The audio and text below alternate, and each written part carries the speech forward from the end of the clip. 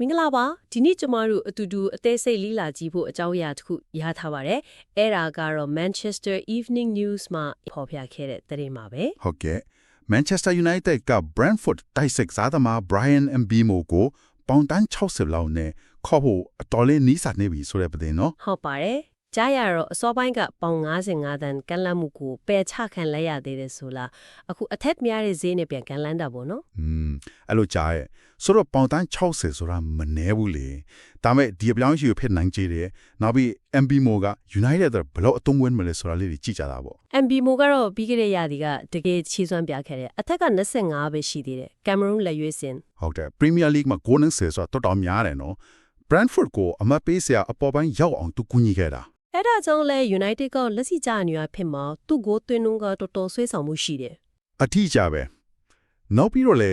တည်င်းတွေထွက်နေတာတခုကသူကိုယ်တိုင်ကလည်း United ကိုပြောင်းကျင်နေတယ်ဆိုတာပဲဟုတ်လား Spa ကလည်းစိတ်ဝင်စားနေတယ်ကြားပေမဲ့သူက United ကိုပိုရွေးချင်တဲ့သဘောလားသူ့လူယုံတွေကိုအဲ့လိုပြောထားတယ်လို့ဆိုရဲဒါကတော့ United အတွက်အားစားချက်တခုပေါ့သူစားချုပ်အခြေအနေရောဘယ်လိုရှိလဲလာမယ့်နေရာဒီတက်တန်းကုန်မယ်ဆိုပေမဲ့ Brentford မှာတက်တန်းကိုခွင့်ရှိတယ်ဆိုဟုတ်လားဟုတ်ကဲ့2020ခုနှစ်အထိတန်တဲ့တက်တန်းတိုးခွင့်ရှိနေတော့ Brentford မှာဈေးကိုကင်ထားလို့ရသေးတာပေါ့ပေါင်တန်း80ဖြစ်သွားတာလဲဒါကြောင့်ဖြစ်နိုင်တယ်ဒါပေမဲ့ကစားသမားကပြောင်းရှင်နေတယ်နော်ညီနိုင်ရတာနည်းနည်းပိုလွယ်နိုင်တာပေါ့လေဟုတ်ပါတယ်နောက်သူ့ရဲ့အားသာချက်တစ်ခုကဘက်ဆောင်ကစားနိုင်တာပဲဟုတ်တယ်နော်နီးပြတဲ့မူရင်ရဲ့3-4နှစ်တိကစားကွက်မှာဆိုရင်ညာလောင်ပန်းနှန့်ခံလူလဲရရဲ့ညာချမ်းတိုက်စစ်နံပါတ်10နေရာလေကစားနိုင်တယ်ဆိုတော့အဲ့ဒါတော့အသုံးဝင်မှာနီစနစ်ပိုင်းရလိုက်လျောညီထွေမှုရှိတယ်ပြီးတော့ United ရဲ့ပြီးခဲ့တဲ့ရာသီကအားနည်းချက်ကိုလည်းဒါကဖြည့်ရှင်းနိုင်မလားကြည့်ရမှာဟုတ်ပါပြီးခဲ့တဲ့ရာသီက Premier League မှာစုစုပေါင်း44ကိုပဲသွင်းနိုင်ခဲ့တာကိုကွာခြားချက်ကအနှုတ်စေတော်တော်ဆိုးခဲ့တာဟုတ်တယ်ဆိုတော့တိုက်စစ်ပိုင်းအားဖြည့်ဟုကဒီနွေရာသီမှာသူတို့ဦးစားပေးလုပ်နေတာရှင်းနေတာပဲပြီးတော့အခုခေါ်ထားပြီးသားကုညာလေး Wolf ကနေခေါ်ထားတဲ့ Matthias ကုညာနဲ့အခု Mbeumo တာရောက်လာရင်သူတို့မျိုးပေါင်းစပ်မှုကစိတ်ဝင်စားစရာပဲစိတ်လှုပ်ရှားစရာကောင်းတယ်သူတို့မျိုးပေါင်းပြီးခဲ့တဲ့ရာသီက League မှာတွင်းကို35ဂိုးလုံးရှိတယ်နော်ဟုတ်တယ်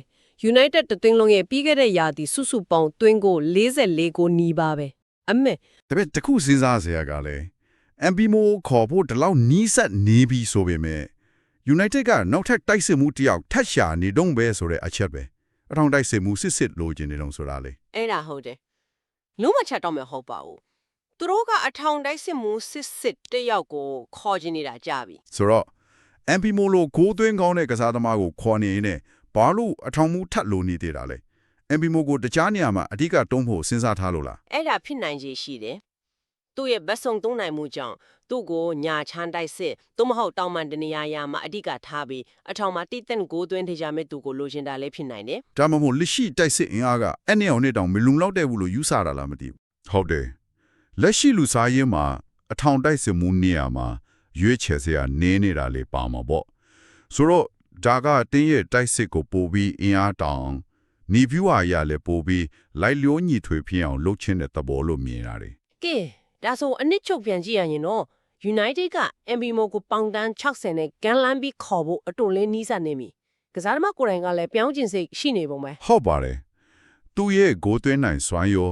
နေရာစုံကစားနိုင်တာရောက United တိုက်စစ်တို့တကယ်အရေးပါတဲ့အားဖြည့်မှုဖြစ်လာနိုင်ပါတယ်အားဖြည့်မှုတော့ဟုတ်ပြီဒါပေမဲ့လေစဉ်းစားစရာတစ်ခုကြာနေတယ်ဒီအပြောင်းရွှေ့တာအောင်မြင်သွားရင်ပေါ့နော်Mbeumo ရောက်လာတာက United ရဲ့ဂိုးနေတဲ့ပြဿနာတွေတကယ်အဖြစ်လာမှာလားဟုတ်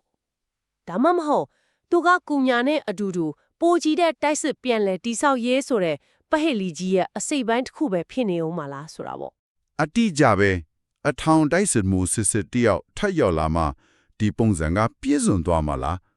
ဒါမှမဟုတ်Mbeumoနဲ့ကုညာတို့အတွဲကပဲအဓိကဖြစ်လာမလားဒါကတော့လာမယ့်အပြောင်းရွေးသတင်းတွေယာဒီဆာမှာပဲတိကျတည်ရမယ့်ကိစ္စဖြစ်မယ်ထင်တယ်